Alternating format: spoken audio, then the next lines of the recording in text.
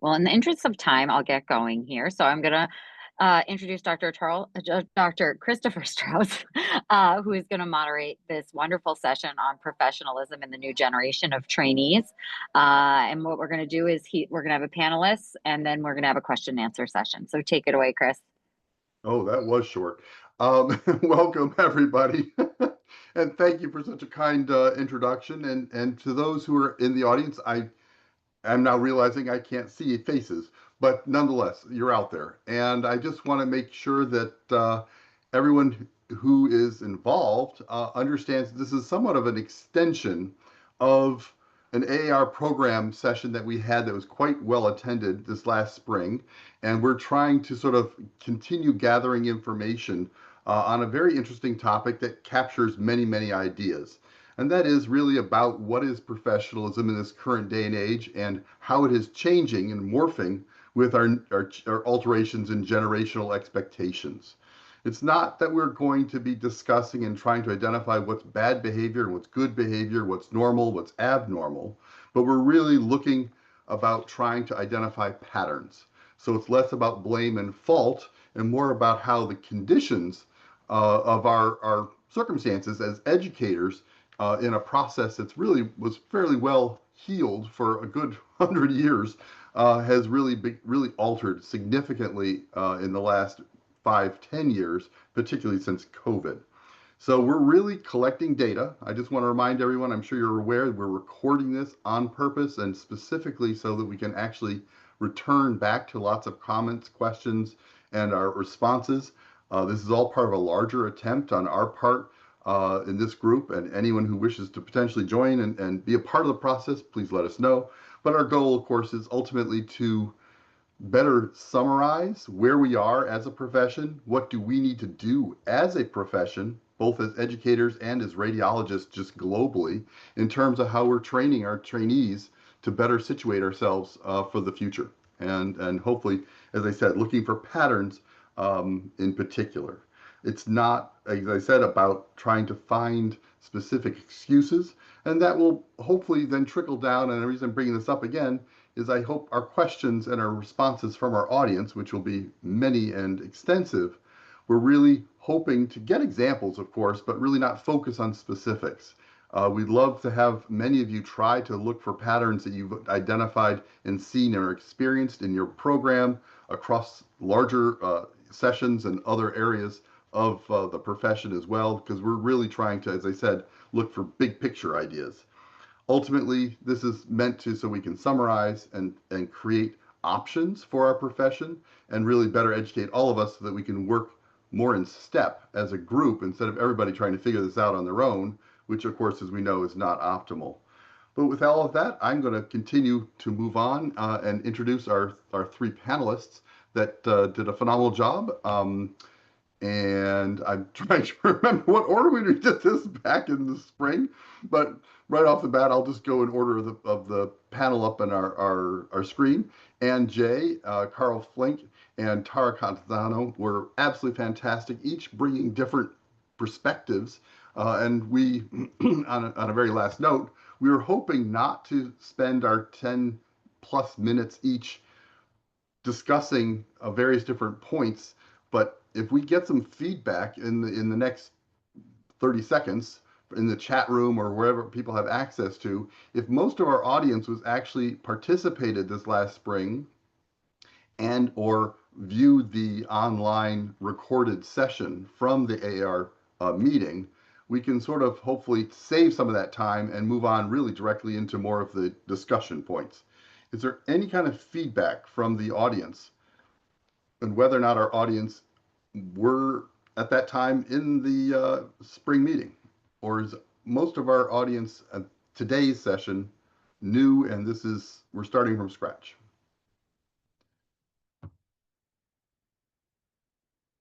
And I got one new. I've got thank you, JD, for Joe. I've got a few others, didn't make the spring meeting. Okay, on that note, then we're going to, I'm just getting a handful. It seems to be enough. All right, Tara, Carl, and Ann, we're going to sit there and do a little bit of quick intros. Ann, who's our first last time? I think it was Ann first, right? I think I started. I had Oh, I'm more sorry, of a Carl. basic You're correct. Sorry, it was Carl overview. and then Tara. Right. So, Carl, I'd like to Okay. introduce Carl. He's joining us from, believe it or not, Northern Italy on his phone. So please bear with us if we get a technical issue. Carl. Yes. Well, I'll share the screen. I don't know that my slides are that important, but it may be helpful since it's being recorded, so people can go back and look at them if they'd like. So I think one of the questions that we start with is, what is professionalism? And if we were to poll everyone who's attending today, we'd get a lot of different answers. Probably each individual person would have a different answer, and they would vary. In general, they'd vary slightly, and it wouldn't be a significant issue for the workplace.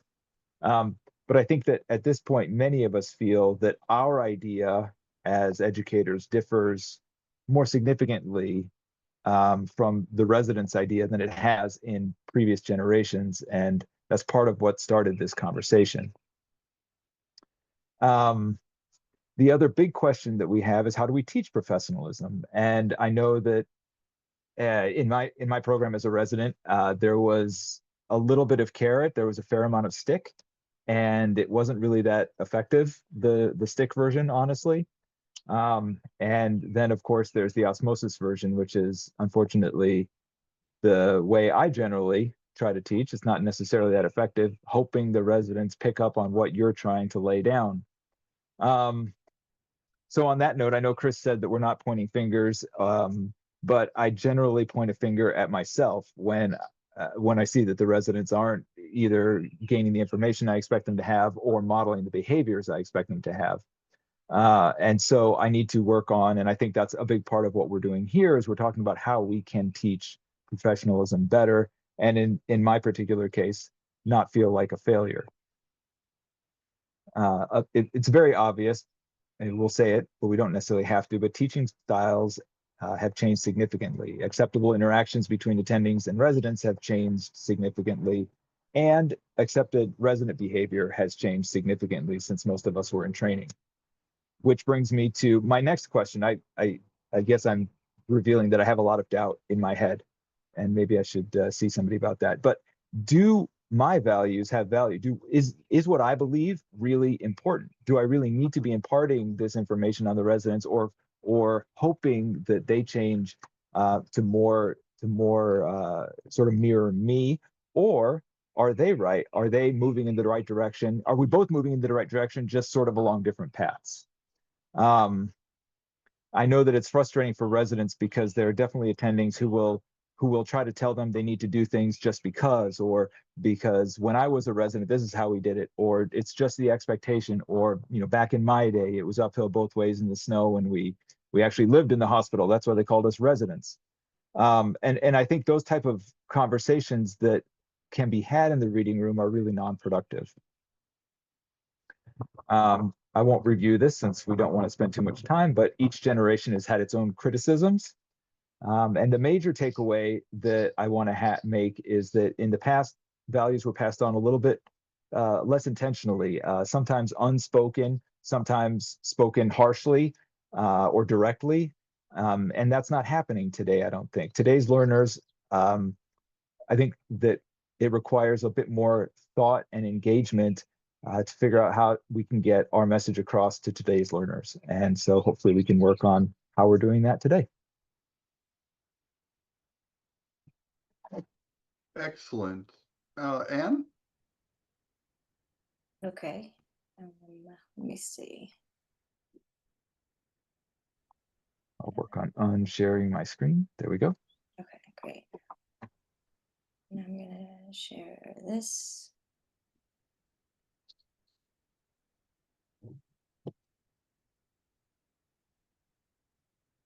Am I sharing my screen? You are. Am I sharing just the PowerPoint? Enlarge it to full screen.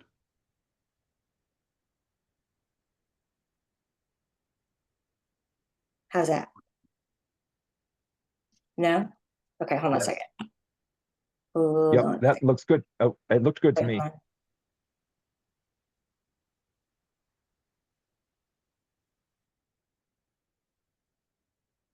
How's that?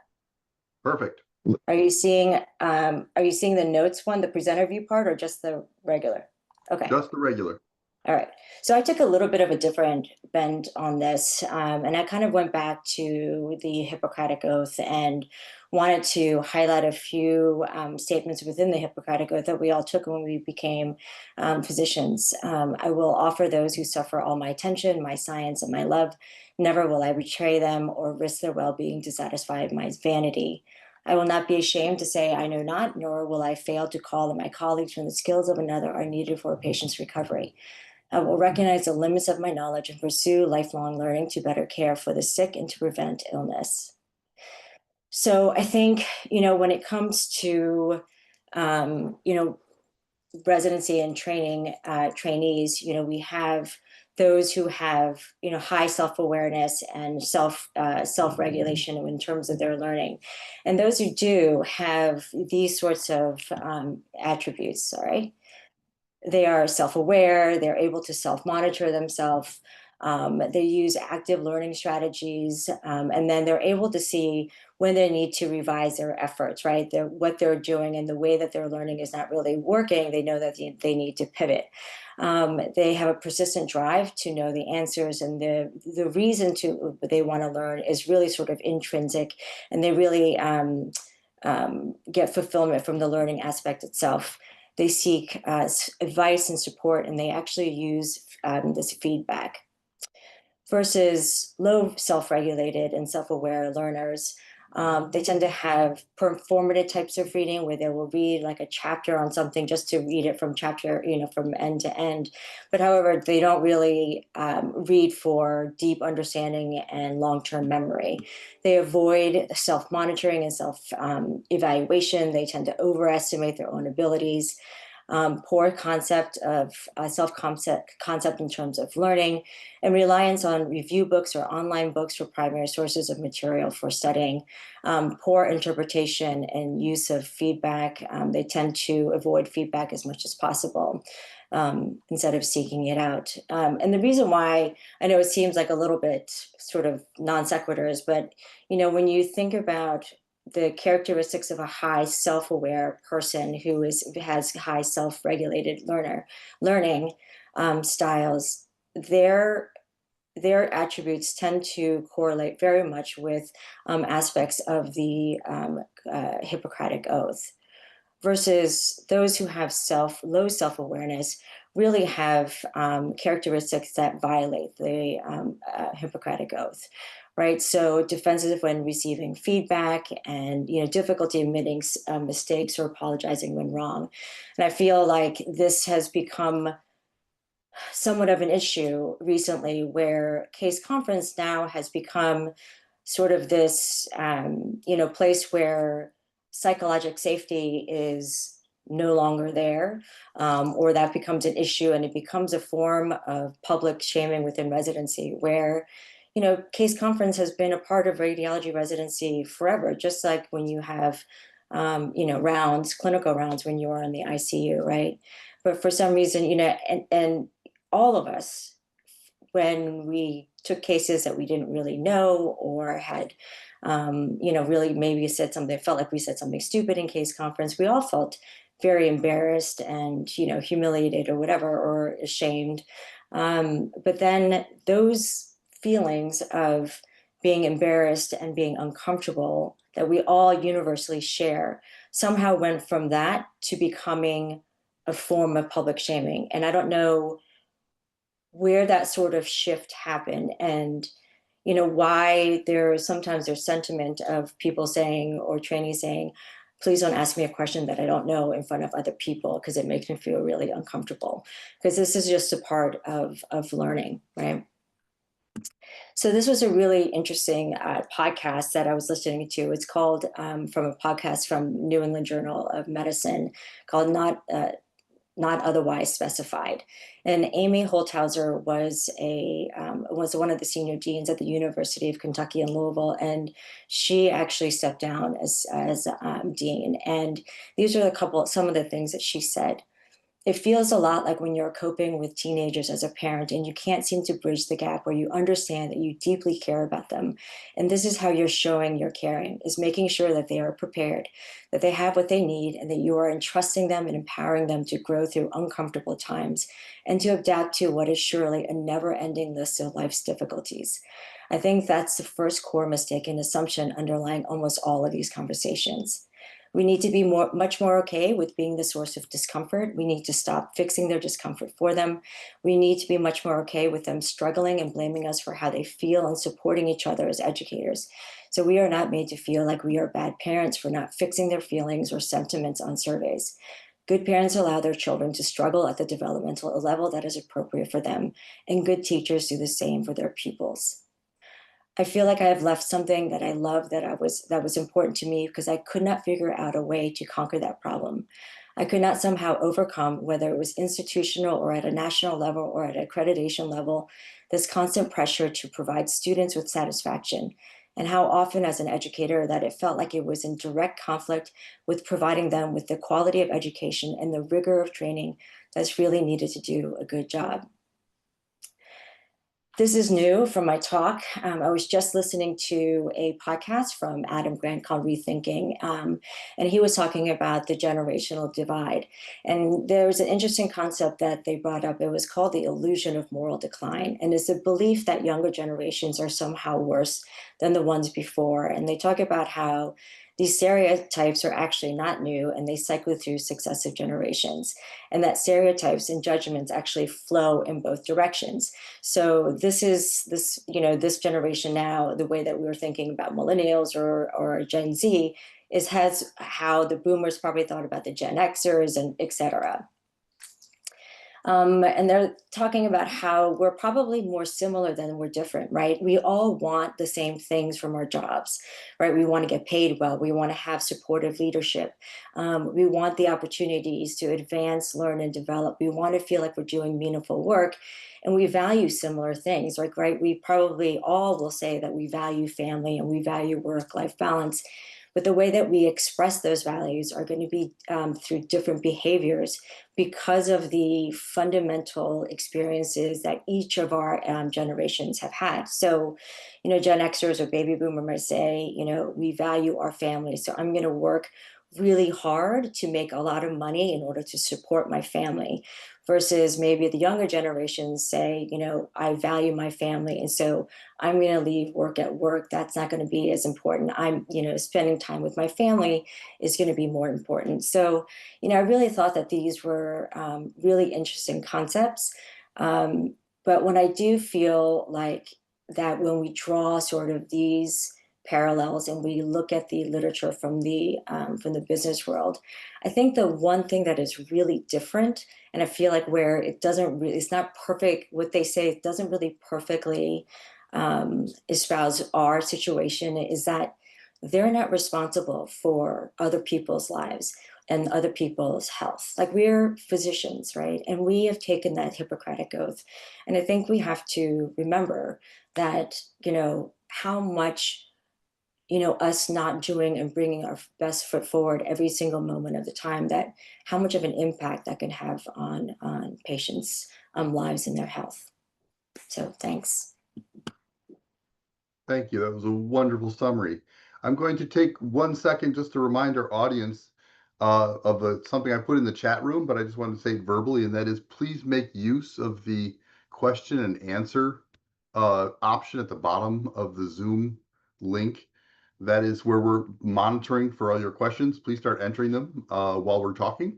We hope to have a very fruitful and a very energetic Q&A starting shortly. But before that happens, Tara Catanzano, I'd love to introduce you and your sort of summary statements and our last panelist. So Tara, take it away.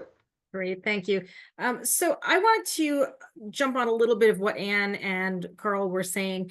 And I think one of the things that is sort of the elephant in the room is the concept of a protected class. And, I think we all kind of know what a protected class is, which is a group of people who have a power dynamic differential that puts them at risk for having some poor outcome if someone in a different position chooses to have some sort of retaliatory effect on them.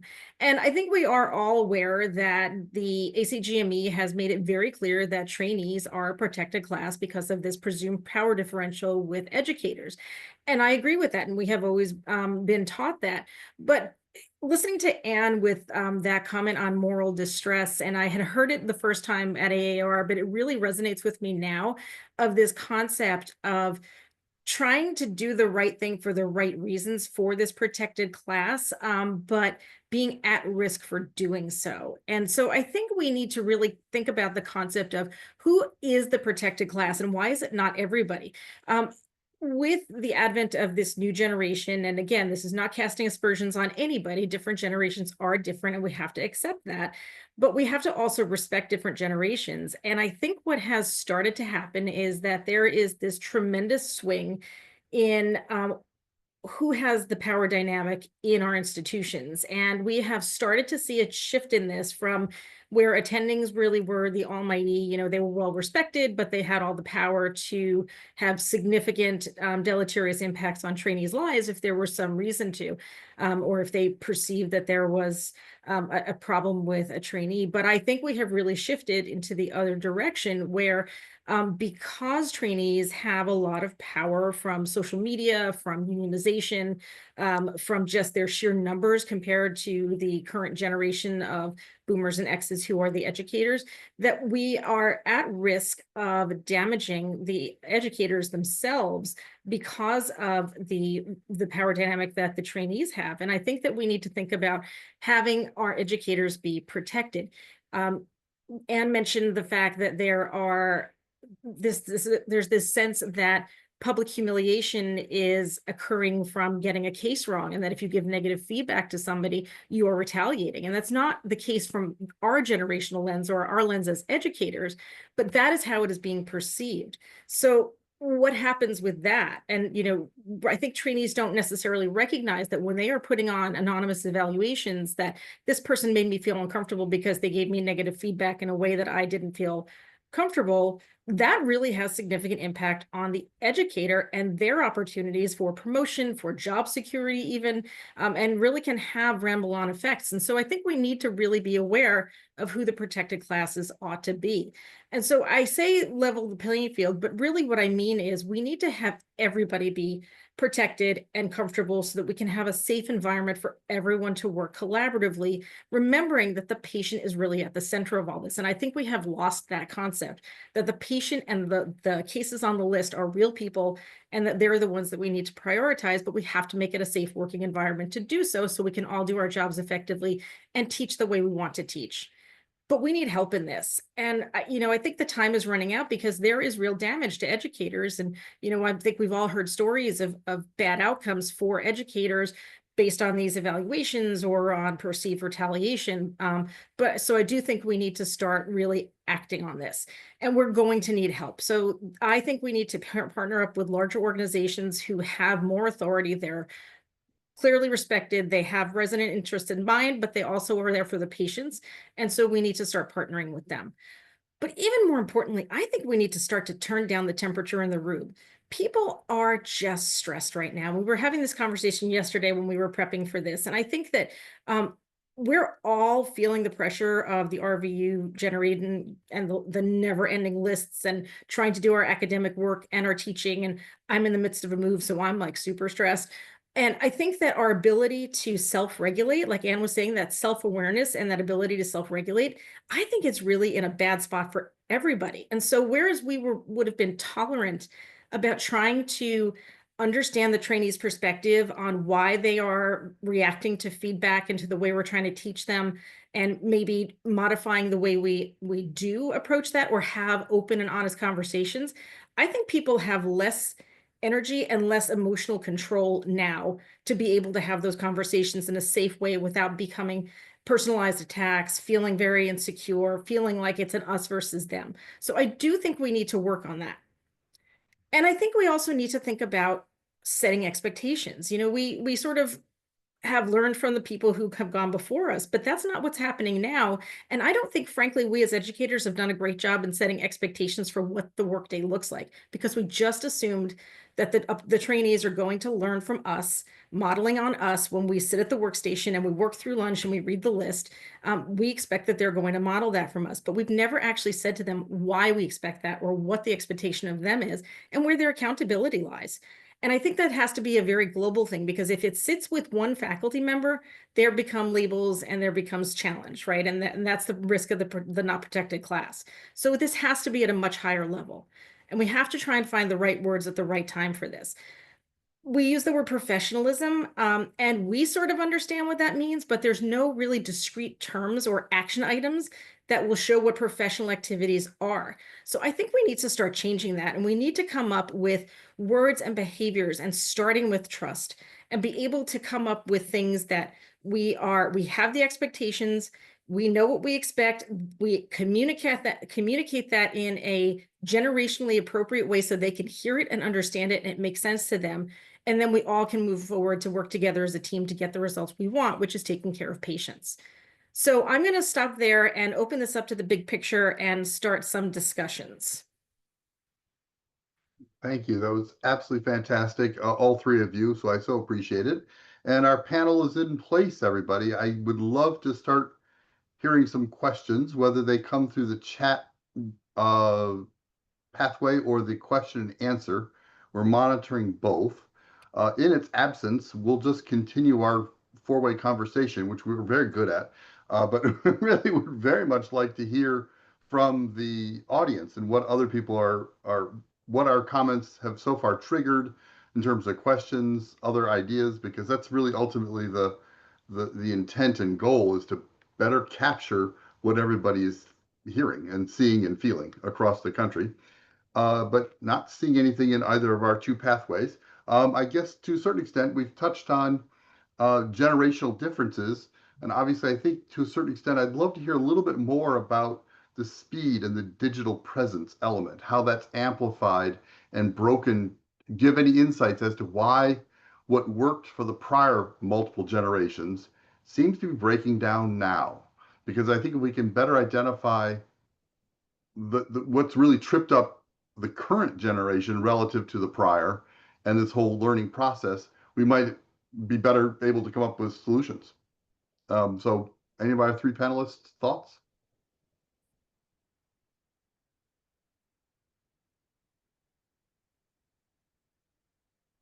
Otherwise, they're now reading questions that are being put in the chat. Sorry. Yeah, we were reading the question. I think part of it is that there's more generations in the workplace, and it's interesting. I had read a book recently, well, not recently, maybe about a year ago before I started packing, that was talking about the different mentality of a generation, that they were viewed as lazy, that they were viewed as not wanting to work as hard, that they had these crazy radical ideas. And so I thought, with my bias, that it was about Generation Z, and it wasn't. It was actually about Gen X, and it was written by a boomer. So I think that these problems have always existed. I wonder if it's because we are now not sitting next to people as much as we had in the past. Carolyn mentioned this yesterday when we were talking, and it's very hard to model after someone who's not actually there to model after. And so you don't know what your attending is actually doing when their name is either not on the work list or they're just reading things without you. And so I think it is a little bit hard for them to live up to our expectations when we haven't told them what they are, because we just expect that they know them, but they're not sitting next to us for us to say, hey, hey, this is an interesting case, come and look at this, or look, I reserved all these cases for you. This is a good learning experience. This is your list, and we're going to work on it together. I think it's also, when you were talking about the, I think the technology thing really also makes a difference. I think, when we were growing up or whatever, it was like information was difficult to obtain. It was very centralized, right? You actually had to go to textbooks. Like, I didn't even really Google that much when I was in fellowship. That's how old I am, right? So, and now it's like everything is so fast, and all the information is so decentralized and at your computer. And so I think, for us, it was like we had to remember things. We had to really learn like a lot of useful things in order to just basically function as a radiologist, where I think the newer generation just doesn't have to do that, right? Because, why do you need to know all the, the dwarf, remember like all the dwarfs and all that, we had to learn all that kind of stuff for the, boards. So you don't have to learn that anymore, right? Because you can just look it up. So I think that has, and maybe that sort of looks like, cutting corners to us, maybe, when it's just their natural way of gathering information, which is really easy. I don't know if that also plays into part of it. But Anne, let me jump in, and I agree with that quick statement, but that's part of what is really at issue. When you really think about it, if you don't know there are multiple different dwarfs out there and that you actually read about it and knew it at one point, you're not going to know to go look it up later. If what you don't know, you don't know, and what you can't see, you've never seen it before, then you're just going to skip over it. It's a normal, right? So I mean, to a certain extent, that's I think where we are at sort of this odd juxtaposition. It's like they have to know it at least once. They may not have to remember it tooth and nail, but they do have to at least know it enough so they later can return back and say, wait a minute, I know what I need to look something up. But Carl, I don't know, you were sort of nodding too. No, I think you're right, but I think like there needs to be reading. I think a lot of times what people fall into is, they're studying for the test, right? So first years are carrying around the core examination book, which is bulleted, and you don't feel your fundamental knowledge by reading review books as your primary text. Like you actually need to read prose in order to learn that information. So maybe one of the underlying causes is our testing process. I mean, let's face it, they're going to spend time on what they're expected to do, which is pass the exam. And because these exams have become so targeted, we've actually undermined ourselves as a profession and taken it away from the patient care direct connection. All right, Carl, I cut you off. Go ahead. I think having the information at your fingertips is really fantastic. And I think it can really shorten the amount of time it takes for you to learn. I don't know that I ever read Brandon Helms. I think I'm probably a little younger than Anne. So we had all the books, all the volumes in our call room, but we also had StatDX subscriptions. So, I was spending most of my time on StatDX as opposed to looking up the requisites. And that was really useful. And I think it's just how you engage with the information as opposed to having the information there. You can learn about all the dwarfs just by Googling it very quickly, whereas more effort was required previously. I don't know that improved the learning experience in any way. So I'm not sure. I feel like maybe your point is correct. There's something else going on. Maybe it is that we're just teaching for the test too much, or the residents are just focused on the test too much. They're like, I understand the assignment, and the assignment is for me to pass boards because I'm not getting an A, B, or a C in residency. All I'm getting is a pass or fail on boards. So I can do nothing else but pass boards and I'll be fine. And maybe the focus has shifted there, but I think there's definitely something else happening with the learning process or engagement with the material. But I think the proof is going to be in the pudding, to be honest. I think we're going to have to wait and see what happens when this generation of learners are actually out and working, because they're not going to have the luxury of the just-in-time learning that they're used to. Because nowadays, I think it has moved towards I'm going to read less cases and I'm going to go dig deep into this one case that I think is interesting, and I'm going to read all about it while I'm on service, and I'll get through maybe 10 CTs, but I'll really know that subject and I'll really fully embrace it. But what happens when they're in clinical practice and you've got a list of, 30 people who have come in as traumas and could easily exsanguinate before you get to it because you're so in depth about one case.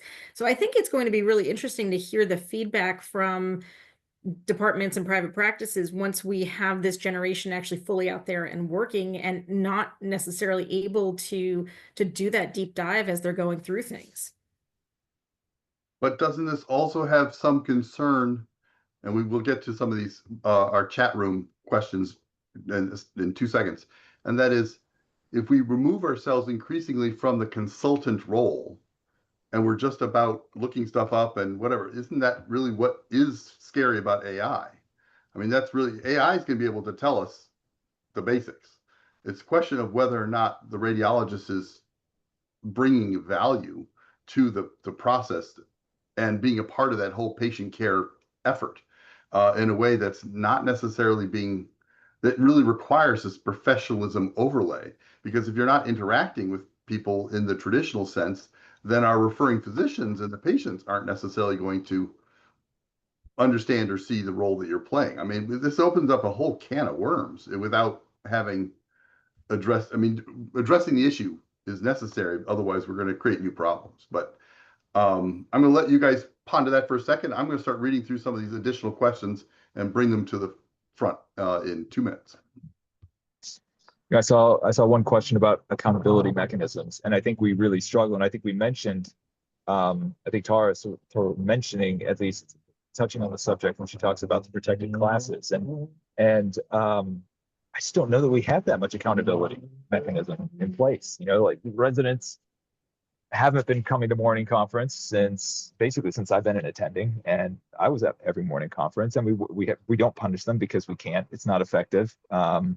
They would revolt, and you know, I just don't know. Like I really struggle.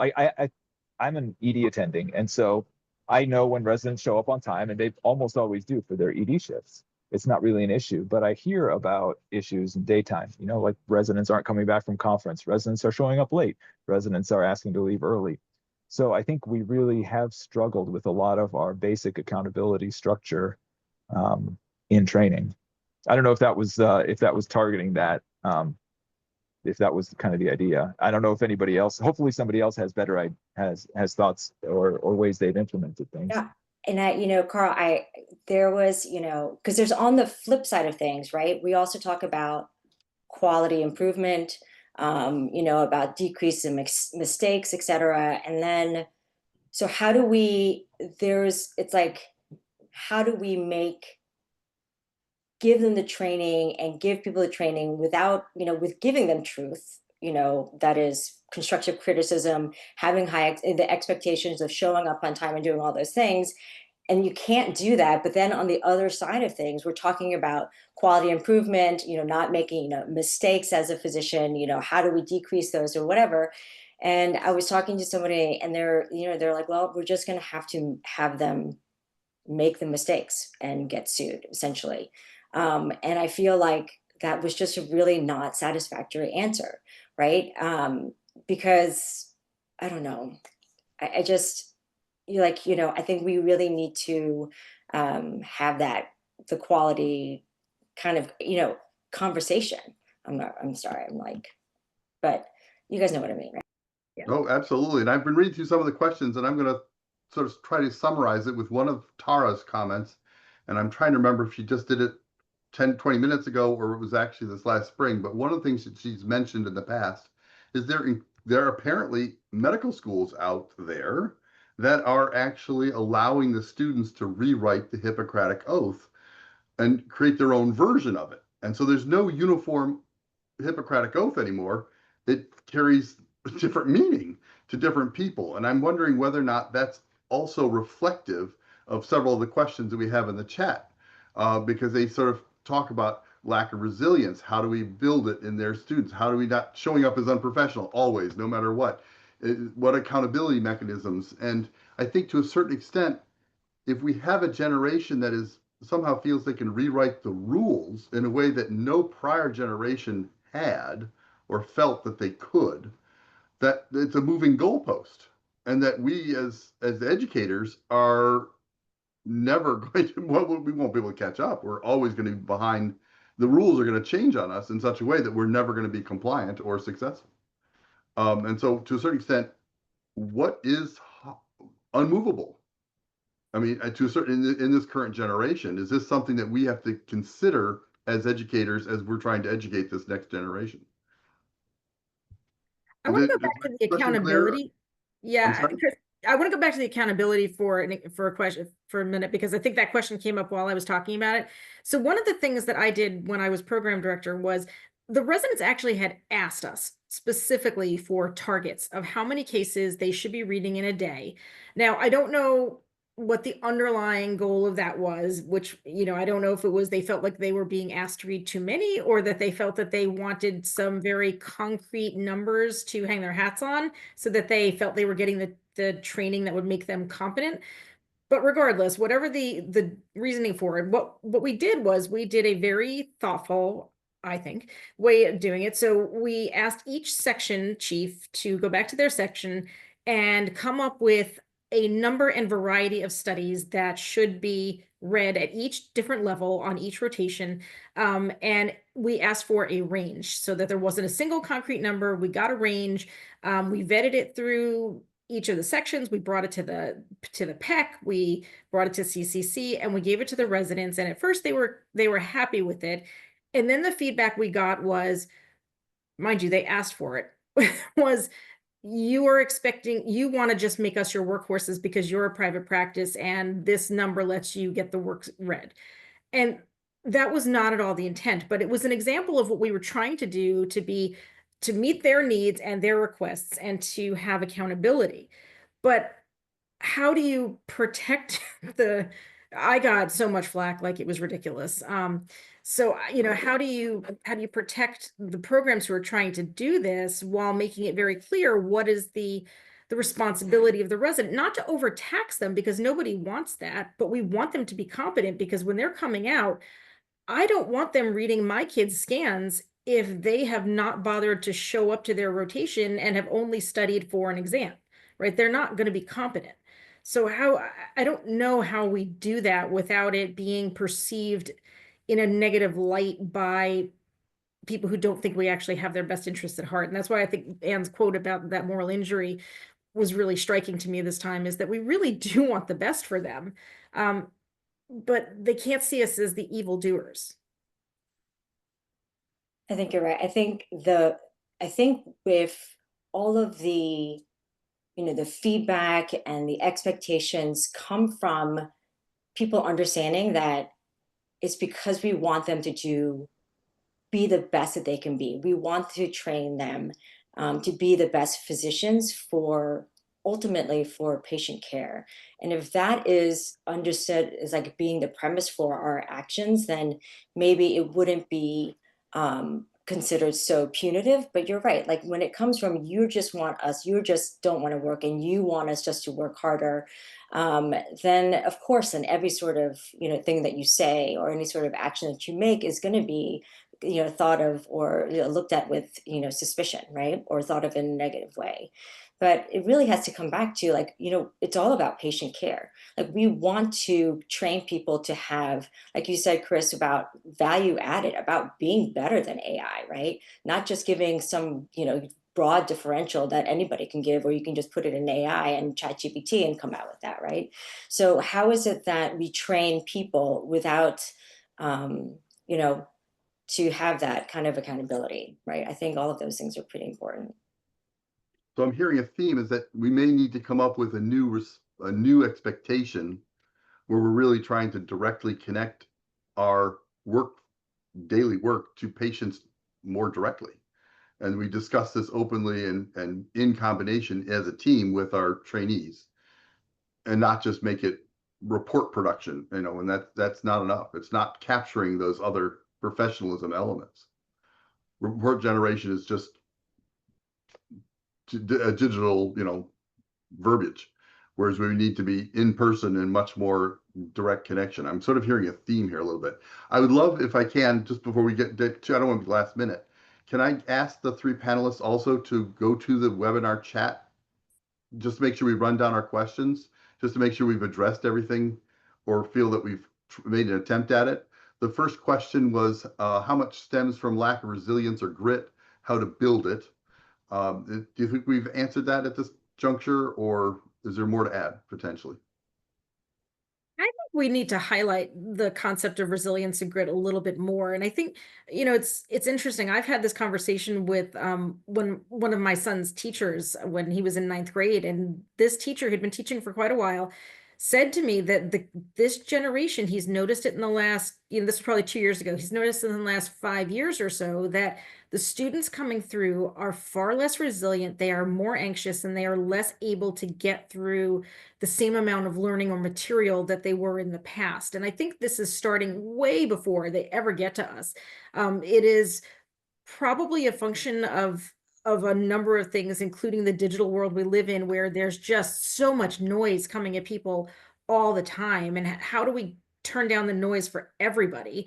Because I don't know about you, but if I get one more text message with my phone just like it lighting up or buzzing at me, it just stresses me out, right? Because it's just a constant interruption of something that is yet one more thing, yet one more thing, yet one more thing. And they've grown up like that. So I don't know that we can unring that bell, but maybe we do need to focus a little bit more on giving them coping skills. Maybe we need to build that into the curricula of how we give not just them the coping skills, but us the coping skills. Because everyone's fuses are really short these days, and none of us have the same fortitude or resilience or mental strength that we had before the pandemic. So I think building it into the curriculum would be one place to start. And maybe that's something we as a national organization could actually work on together, is maybe APDR should think about how do we build a toolkit for building resilience and for everybody. Well, we've proven that if it's not on the exam or an ACGME or some mandate, it won't happen. So other thoughts, or we move on to our next question, which Can I is ask a question though to Tara also? Like, I also feel like we need to combat this whole like Wellness. parental, like, this whole societal parental thing and school about positive parenting, or, like they do it at my kid's school too, right? They're so afraid to give, and this is like an elementary school. They're so afraid to give, negative or constructive criticism. They always kind of have to, come at it in like a positive sort of way, right? And so, yeah, I think the kids are, my kids are also, and I'm trying to very hard to fight this, but it's really difficult for them to receive constructive criticism. And it starts from school because they don't get it there. They get multiple tries to get, to take a test. I mean, when did that happen when we were growing up? So I think it's hard. We have to battle like the entire society in the way that school is bringing up the kids too. And we certainly know that once a patient dies, you don't get a second chance. So that's why we're under a little different pressure. We're in a different kind of a situation. Again, I'm interested of time. I want to make sure you hit our questions. Lulu asked, in our electronic age, with so much of communication is email and text, how should we make sure trainees follow up on administrative tasks, and what accountability mechanisms are out there? Does anyone have any thoughts on that? I do. So this is a really complex question, and it involves the fact that we have 4 and sometimes 5 generations in the workplace, all needing to have information given to them, a lot of times the same information. And so that leads to us providing information in multiple different ways, or we decide that we're going to just provide it in one way, say email, which is sort of the carrier for a lot of information departments. And that's where I think the information loss happens, and people are not receiving it in a way that they can actually internalize it and recognize that, oh, they're giving me information that I need to act on. It's not just, out there. So those, I think, need to be larger departmental discussions with all of the stakeholders or stakeholder representatives at the table to say, how are we going to communicate in a way that hits the highlights, gets the information that we need out, but doesn't overwhelm people or give it to them in a way that they can't understand it. Thoughtful. And Joe Donahue just wrote, what do you think of moving from a compliance model of education to one that emphasizes Tara's top of the pyramid, that is, focus on the results, not how they got there? And I think that's a very important comment. So that maybe that's a different way we can all approach this, is that we need to focus on the end result and know that there may be multiple pathways depending on the individual, depending on the school, depending on the program. But as long as they get to the same endpoint, that we allow all of them. To a certain extent, there's not one size fits all as well. I think that's an important comment. Carl, you thought of something, or are we going to move on to our next question? Yeah, clearly results are the only thing that matter. As long as you're taking good care of your patients, it doesn't matter how you got there. But I feel like our current residents really want to be taught. And I think prior generations may have been a little bit more independent, done more like independent learning, but our current generation seems to really want the information given to them. But also, I think they also are evolving the way they best receive the information. So I think it's a little complicated. Like we can say we just want results, but we also have to be there to engage in a way that helps them get the information or to change their mindset about how they're going to go about learning it. I don't know if that was too convoluted. But I know that we're struggling a little bit with residents saying, well, it's seeming to be taking less ownership of their education. And so while you can say, I just want you to get the answer right, the residents are also asking us for more help to get it right. Does that make sense?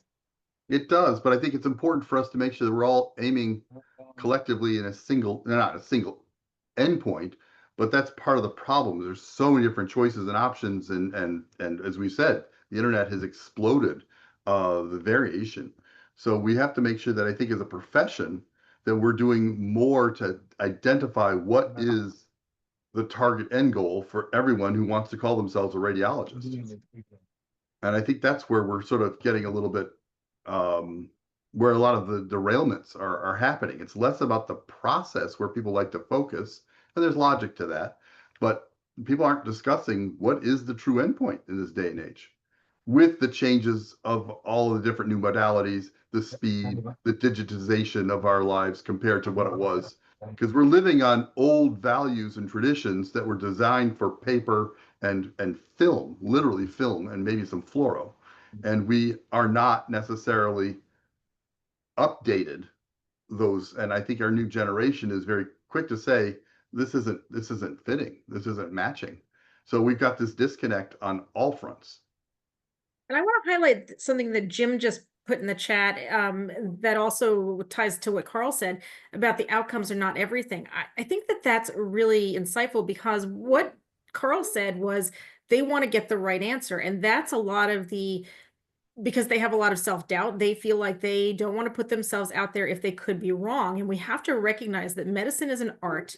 We are not always going to be right, that you need the knowledge base to understand the reasoning process. It's not all just drop down menus and flow charts, which is what they're used to in the ED settings of, this is the order set. There has to be understanding of pathology and disease processes to be able to give a reasonable differential. Because if you just want to hit that out of the park, like they used to say at the oral boards, and knock that one out of the park, you're not doing patients any good. So it's the process, not the correct answer, I think. So I think Jim is right that outcomes are not everything. It has to be, we have to teach them to reason things out and also to understand the material. Right. I think it's a synthesis of information, right? The information is very easy to gather, but then being able to put it together in a cohesive way, the synthesis for that particular patient, I think is probably the most important thing. So we have to I think also of new want to ways know to why back. Jim. I also want to know why Jim had the sneezy, dopey.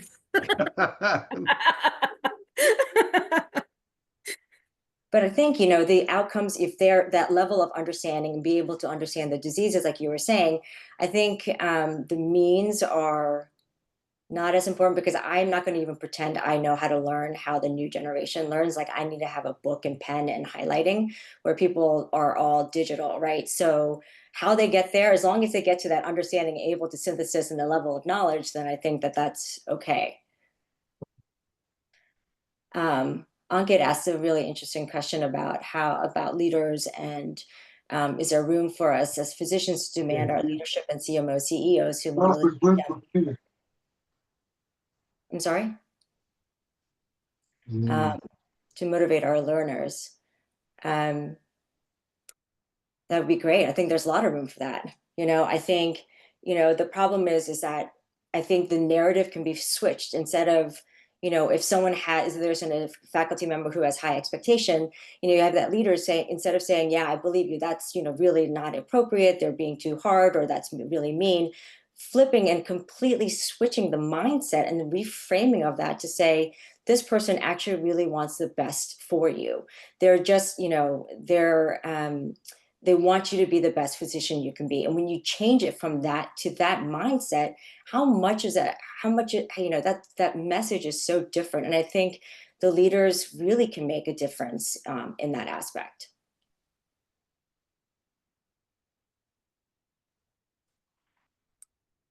Well, on that note, we are definitely winding down. We can either take that one concept a little bit one step further and really say how much of this is on our larger profession, not just the educators and trying to prepare our next generation to be radiologists, but the whole profession of radiology. Has it adequately kept up and really morphed into what's needed for the coming generation? I mean, really, again, I want to bring back the concept that, let's face it, we're very good at producing historically new methods, modalities, new ways to do MR, new ways to do ultrasound, et cetera. And we produce a lot of reports, but we've done very little as a profession to actually alter and improve or address the question of how that information is incorporated into patient care. And it's something that I think we need to be focusing more on. And it's linked back to this whole idea of what is professionalism, because that's just the mechanism to get it into play. But what is our role? We're consultants. And have we really altered that consultant role in a way that actually is meeting the needs of the 21st century, as opposed to just trying to mimic the 20th century, which is in the rearview mirror at this point? And I think our younger generation may be more aware of it than we are. I don't want to, I'm not trying to give them more credit or less credit, but I just think that they're cognizant of it. They see the disconnect that possibly the older half of our radiology profession doesn't necessarily see. I'm just wondering if our panelists have any thoughts on that, because again, from the very beginning, we said there's no finger pointing, there's no right or wrong. It's really just a question of what is the questions, what are the problems that we're really dealing with at this stage, or we're not going to find solutions. At least one of the problems is that what is the future radiologist going to be and going to do? Yeah. How are we going to be implementing AI? And I think it's going to really change our profession. And so it's hard to, with a straight face, say, this is exactly how you need to be as a radiologist, because I can tell you what the future will be, because I think that none of us really know exactly what the radiologist of 15 years from now will be. And so that is a challenge.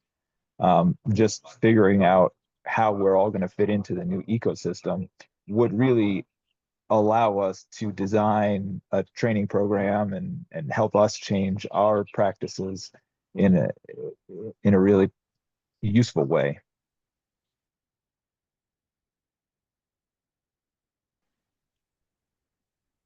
And Tara? I think we need to all recognize that we're working towards the same goal from every generation, be it educator or trainee, and we have to rededicate the team to the concept of teamwork, that everyone has a role to play on the team, and be very explicit about what each person's role is. And I don't mean that, because I've had people say this to me, my role is to be a student and to be educated. And yes, that's true, but they are also being paid to do a discrete job that has an actual job description. And so I think putting in the guardrails to have everybody working towards the same ultimate goal, to try and just take that anger and tension out of it, give people more resilience, and really have leaders listen to both sides and not just be reactive to, oh, they're going to unionize if we don't give them extra vacation days, right? But really listen to, this is what's in the best venue for our patients, our hospital, our all of it, right? Because there's an enormous pressure on our leaders as well, because of all of the political unrest and financial uncertainty and all of that. So I think we need to be looking at the bigger goal and really engaging in higher level dialogue than just the one-off conversations at the workstation of, you're making me uncomfortable. I don't like being uncomfortable. It has to be, why are we here? Why are we at this institution? Why are we in patient care? And how do we keep things moving in the direction that needs to happen so that patients get taken care of? Very insightful. And do you have any last thoughts as we sort of wind down, because we're down to our last minute? No, and just, I think we're actually a little bit past time, so I think I've said my say. Carolyn, is it? Yep. Your picture came back. So I know, it meant it was time to be done. I want to thank you all the panelists, and Chris for moderating. I want to thank you guys for this wonderful session. I think it was super informative, and I think maybe starting on some brainstorming for some problem solving with this. So thank you, and thank you for everyone who attended. Thank you as well. Bye.